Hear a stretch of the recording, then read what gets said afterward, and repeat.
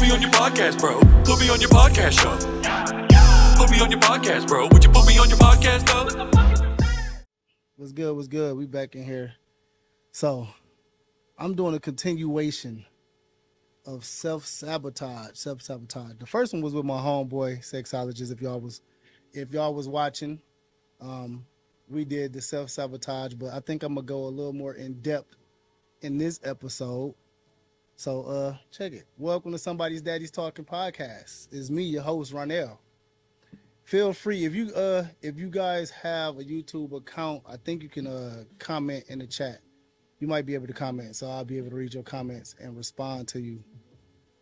All right. What's up, Jay? How you doing? What's good?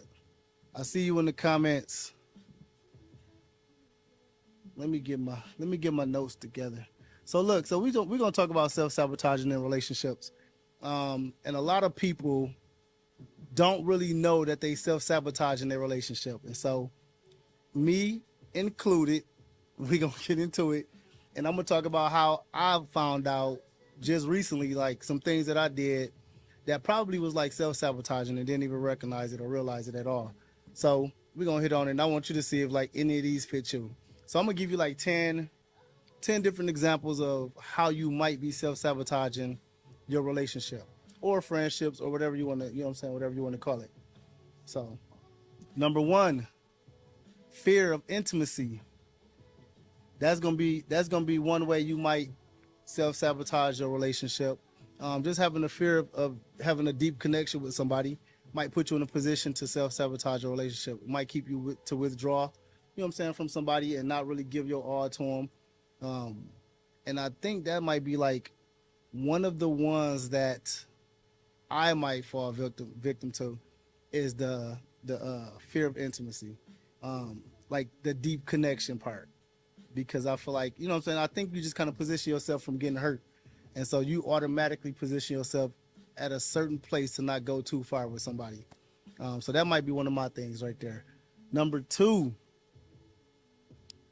let me see here. Low self-esteem. That might be another one for some people. Having low self-esteem is another reason, is another factor of self-sabotaging your relationship, having low self-esteem. Some people don't really want to hear you talk bad about yourself all the time. I think it's that type of energy that kind of throws people off to where they get tired of it. They don't want to hear it. I feel like it rubs off on them. So anytime a person got low self-esteem, and you might have low self-esteem and don't even realize it, every time you're talking about the negative things about yourself, that might be a factor. Fear of vulnerability. Becoming vulnerable. I'm definitely one to fall victim to that. I don't like being vulnerable. And I think it's because of past relationships. Just opening up to somebody and it being thrown back, in my face or turned back around, kind of put me in a position of like having that fear again. So fear of being vulnerable definitely is a way that I self-sabotage my relationship. Somebody called it. I wonder if something is not working. Oh, they said they can't hear me. What is going? Check. Can you hear me on there? Check. They might need to turn their volume up. I can hear it. Can anybody else hear me out there? Let me see.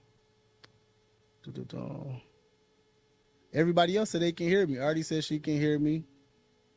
Jay said hers is on max. Can you hear me, Jay? Fifth Avenue said they can hear me. So I don't know. Meg said she can't hear me. I need to figure out. She might need to turn her volume up. Maybe it's her volume.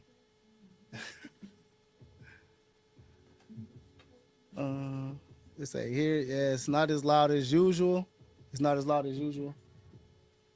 Check. Let me bring the mic a little closer to me so they can hear me. Can you hear me just fine? All right. So where was I before I got interrupted here? I was on fear of vulnerability. Just having the fear of being vulnerable is one of the things that I feel like I fall victim to for self-sabotaging my relationships, because I kind of have a wall up. and I see that sometimes, and it's just when I want to let that wall down that something might happen, and I might put the wall back up. I don't know. It could be the smallest thing that happened, and I put the wall back up. So make sure, you know what I'm saying, if you self-sabotage in your relationship because you don't want to be vulnerable, that might be a problem. That might be a problem. I'm going to give you another one. Lack of communication. Women say dudes don't like to communicate. So that could be a big factor of really self-sabotaging their relationship. I don't think it's like that dudes don't like to communicate. I think it's a factor of them not wanting to communicate because it's not being received well. I don't think women, and I'm not gonna say all because this is just my opinion, I don't think women really receive things well when guys are trying to communicate. I feel like the moment a dude try to communicate, he spend more time trying to make you feel better about how what he said made you feel, if you understand what I'm saying. So if he said something to you and it made you feel some type of way, he's gonna spend more time trying to make you feel better versus you really understanding how he felt. And I think that's one of the reasons that men don't really communicate a lot, is because they don't want to have to like make you feel good about some shit that they said. You know what I'm saying? So they choose not to communicate. It ain't that they can't communicate, they just choose not to because it's not being received well. So if you want a man to communicate more, you might want to learn how to receive his communication. You might want to learn how to receive his communication. You know what I'm saying? Pushing away, creating distance by being overly, critical and dismissive. And I know some people that push people away. I know some people that push people away, you know what I'm saying? And that's a factor of self-sabotaging their relationships. And I think a lot of people do that. Like sometimes we don't feel like we deserve love, and so because of that, we tend to push people away. We might be like, this seems too good to be true. And the moment you start having those thoughts that this might seem too good to be true is where you begin to start self-sabotaging your relationship, because you don't feel like you deserve it. You try to come up with all these things in your mind of probably why you don't deserve it rather than why you do deserve it. And that's a factor of self-sabotaging. You know what I'm saying? So that might be you. I'm trying to read some of the comments. Let me see. It's an equal responsibility to keep, what did it say? A safe space for both partners to be vulnerable. I agree. I definitely agree. Like, you got to be able to create a safe space for your man. You got to be able to create a safe space for your woman in order for them to even want to communicate comfortably. Some people don't want to do it because it ain't a safe space created. And so, women, listen to me. If you want your man to communicate, create a safe space for him to do it. How do you create a safe space? Do not deflect whatever he's telling you. Do not deflect whatever he's telling you. I told you to be ready. I told you. They ain't listening to me. Do not deflect what he's telling you, you know what I'm saying, to where now he don't want to communicate. You don't want to do that, especially if you deflecting it and it's making him feel less of a man. You don't want to say some stuff like, oh, I'm supposed to cater to you now. Like, you don't want to say stuff like that to where he, you know what I'm saying, start feeling like, oh, you trying to emasculate me, you know what I'm saying, and make me feel some type of way. You definitely don't want to do that. Let's say, or assuming the next is like the first. Right. That's another one. Like, constantly bringing up your ex, constantly talking about your ex is a way that you can self-sabotage your relationship. Constantly comparing who you with to somebody else. And you might not even compare it to them verbally. You might not be comparing it to them.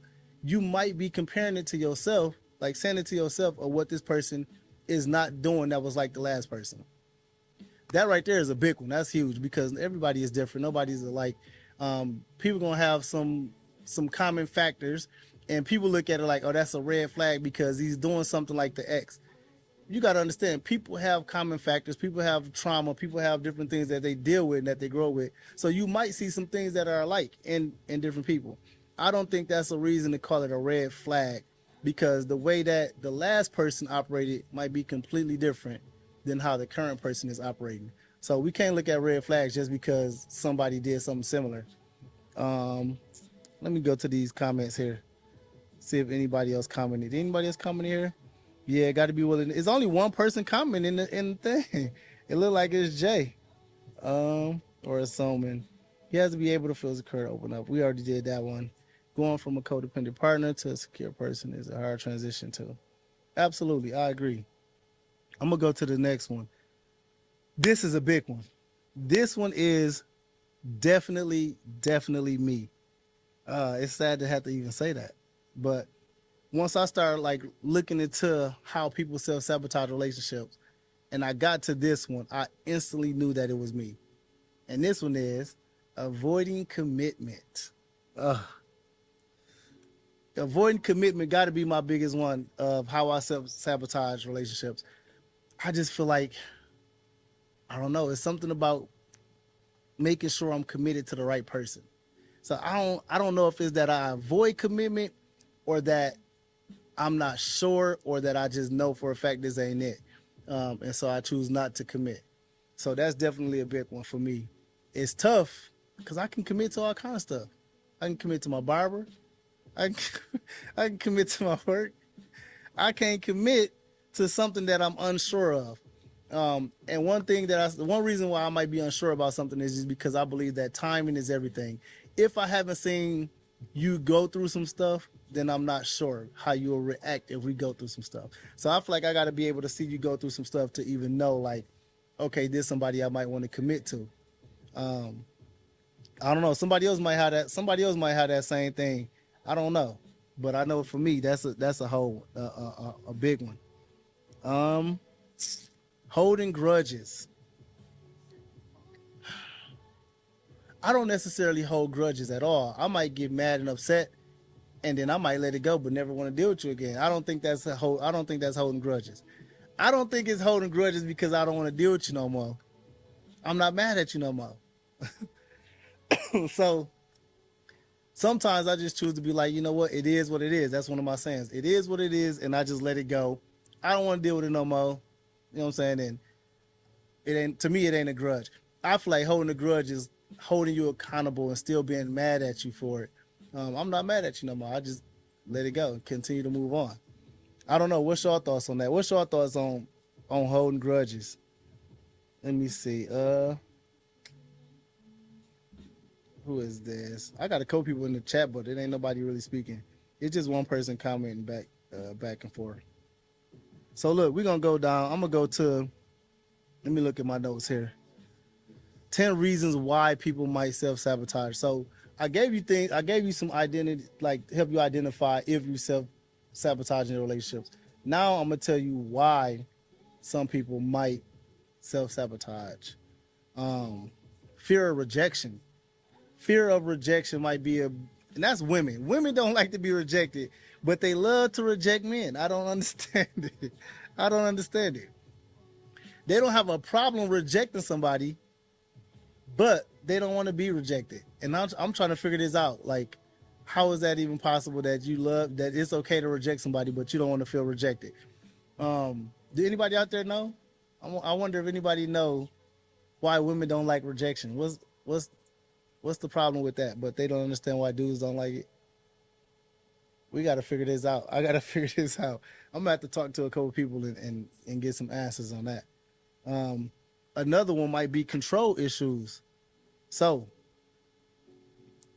one reason why people might self-sabotage their relationship is because they got to have control. They got to have control. They don't know how to let go. They don't know how to let go. And 9 times out of 10, women, if you've been single for so long and you've been independent for so long, 9 times out of 10, you might have a control issue and don't even recognize it. And it's because you had to have control all the time. So because you had to have control all the time, now you don't really know how to let things go. You don't know how to really let nobody lead. You know what I'm saying? And a lot of women say they want a man that can lead, but if you've been independent for so long, you've been single for so long, that's a whole nother ball game to just trust somebody with everything that you've been controlling. So you might need to look at that. Past trauma. Past trauma will definitely cause you to self-sabotage a relationship. dwelling on things that happen. And people say this all the time. That's just how I was raised. That's just how this was. And they never come out of it. They allow past trauma to really like mold them into being somebody that they really don't want to be. So we got to learn to like let go of past trauma and be accountable for like the now, instead of what happened back then, how we was raised or what we went through. I know it's tough. It's more mental than anything, but at some point we got to learn to like just let that go and continue to move forward, continue to move on. Um, what is this one? Let me see. Unresolved personal issues. Uh, so that's like stress, anxiety, depression. Those things can actually spill over into your relationships. I can't handle it. I can't deal with somebody who is constantly stressed out or have anxiety. It stresses me out. And I feel like I got enough stress on my plate already to just be dealing with somebody else's stress and anxiety. So we let that spill over into our relationships. I don't know if I ever let that spill over into any of my relationships, but I know I can't deal with it. So I tend to like detach myself from anybody who I feel like is putting their stress on me or anxiety on me. So yeah, that's one of those. That's one of those things. Anybody got something to say in the comments? Let me see.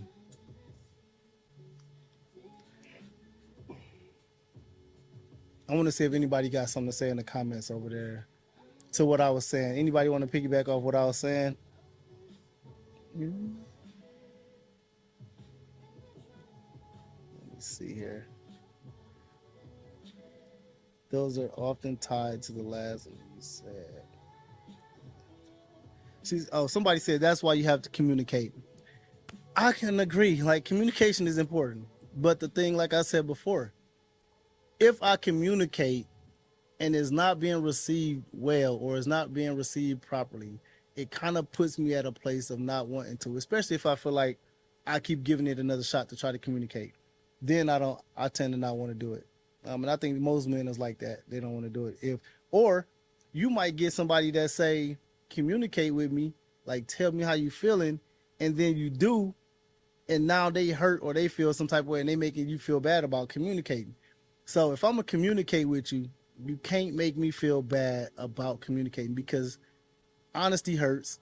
People don't like it, and I'm gonna be honest. And it might sting a little bit, but that's my form of communication, because I feel like ain't no beating around the bush. Let me be direct with you.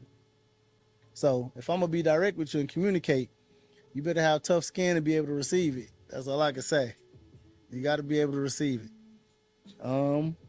If you're someone who's been rejected multiple times, it's a deep wound and creates a major fear of going through that again. It do, but the only way you can love again is put yourself in position like to do it again. There's no way to like love again and avoid the risk of being hurt. At least I don't think. I haven't seen it yet. I feel like anytime you're ready to love again, you putting yourself in position to actually be hurt again, and that's what comes with it. That's what comes with the territory of loving again. Is that option of being hurt. Um, Listening to comprehend instead of to respond. Most start building the defense before it starts. Absolutely, I think that's a big one. I might fall under that. I think I might fall under that a little bit, to where I might get defensive if I feel like it's going into a direction that it shouldn't go. And sometimes I'm quick to respond just because I'm just quick with it like that. I'm just super quick with responses. And you might be like, man, I wasn't even finna take it all the way there. Well, I'm taking it all the way there because I feel like that's where it's going. But that's a big one. So I agree. I feel like people need to listen, including me. We need to listen to comprehend instead of just to respond. And I feel like we'll avoid a lot of miscommunication that way. It said, "Am I ready to love again?" Oh, y'all got questions in here. Am I ready to love again? Am I ready to love again? I would say yes. I would say yes. If I had to honestly answer the question, I would say yes, but I'm a lot more cautious now than I was the first time. So now it's a little more cautious, and I look at things a complete different way. I look at how you act, I look at how you respond to things, and I just kind of observe. I'm huge on observing things, and so be careful what you do because I'm observing all the time, and I'm making a decision based off of my observation. Let me see. Anybody else said nothing there? Did I hit everything that everybody said in there? It's a learned behavior to accept others' truth. Is it really others' truth? Oh man, that's a good one. That's a hard one. I can honestly say I don't really know because everybody says they have their own truth, but my thing is truth, no matter who it goes to. And so I feel like when people say they got their own truth, I feel like it's a made up version of the truth, because I just feel like truth is truth. You know what I'm saying? Like you can't say this is true here, this is true. The truth is the truth. That's just how I feel. So when you say you got your own truth, you telling me you just made something up to me. Something that makes you feel comfortable, something that puts you in a place of making it, you know what I'm saying, feeling like it's accepted. Let's say, look at the comment. Oh, look at the hate comments because I don't follow back. Men don't either. I'm scrolling up right now. So you haven't met the person that makes you feel safe enough to give that commitment. I agree.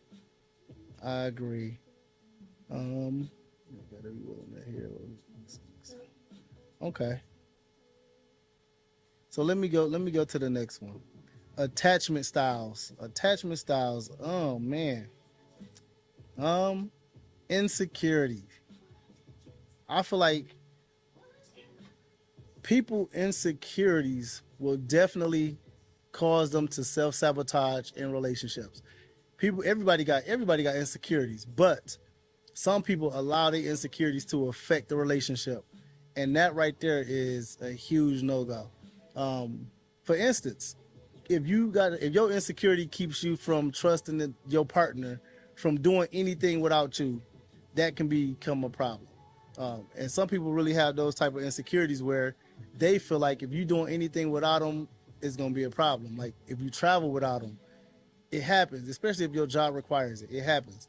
If you know what I'm saying, Kevin Hart he did a whole skit about it, about how when dudes have fun and they out and they girl call, they gotta shut fun down. Everybody gotta stop talking and laughing when he answers the phone.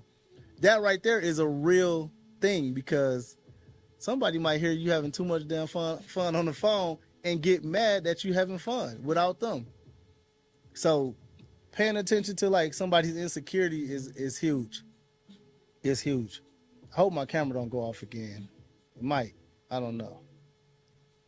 You said ego and pride. Check your ego and pride at the door. Healthy space, solo activities, and if you can't trust the new one because of the old one, you're not ready to date. Absolutely, I agree. You're not ready to date. I got a question. Should you be ready? Should broke people be dating? Should broke people be dating? Because I'm trying to figure this out. I'm broke right now. I'm trying to figure this out. Should I even be dating?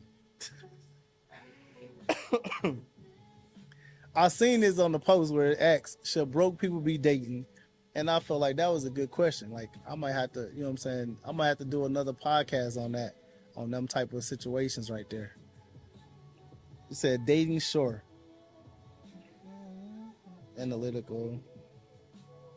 So I see some people in here who actually like specialize in self-sabotaging and mental health and stuff like that. Mental health is huge.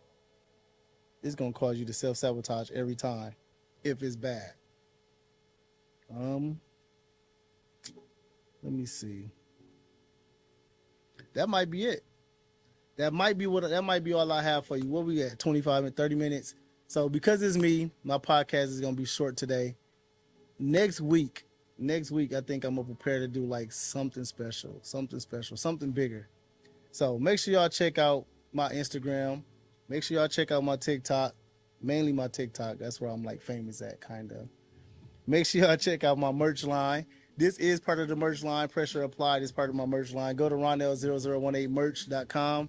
I'm gonna put that on the video when I edit it, so you can go to it. But go check out my merch line. I got t-shirts, I got hoodies, I got hats, crew necks, all of that kind of stuff. You got to rock some of it. So other than that, let me see. The level up, two motivated people can inspire is a blessing. It is. It is. I know. All right, chat. So that's it for this episode. This is Somebody's Daddy's Talking. I'm your host, Ronell, and I'm closing it out. So see you later. Put me on your podcast, bro. Put me on your podcast show. Put me on your podcast, bro. Would you put me on your podcast, though? Put me on your podcast, bro.